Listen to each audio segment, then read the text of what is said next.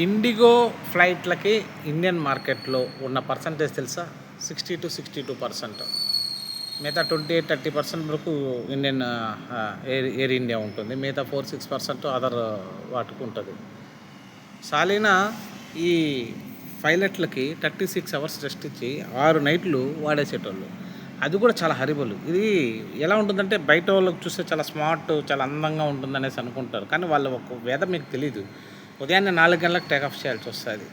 4 hours journey ఉంటుంది, 6 hours journey ఉంటుంది, 8 hours journey ఉంటుంది.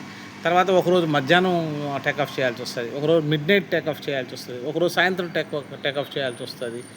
ఇది ఓన్లీ పైలట్లనే కాదు, ఈవెన్ ఎయిర్ హోస్టెస్ అంతా కూడా బయటికి కనిపించేంత గ్లామరస్గా కనిపిస్తుంది, కానీ లోపల చాలా ఇది ఉంటుంది.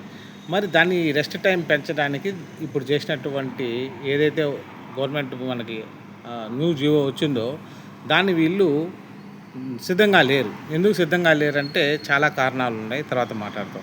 ఇప్పుడు ఇండిగోకి పర్ డే 220 నుంచి 250 కోట్ల వరకు పర్ డే ఇది ఉంది, ఇన్కమ్ ఉంది. దానికి కాను ఒక 45-50 వేల మంది ఎంప్లాయీస్ ఉంటారనుకుంటున్నాను. ఆ ఎంప్లాయీస్ మెయింటెనెన్స్ ఇవన్నీ కూడా తీగా ఆ డబ్బులో కేవలం 20% మార్జిన్ వేసుకుంటే కూడా ఒక్క రోజుకి ఎన్ని కోట్లు, నెలకి ఎన్ని కోట్లు, సంవత్సరానికి ఎన్ని కోట్లు మీ ఊహలకే వదిలేస్తున్నా.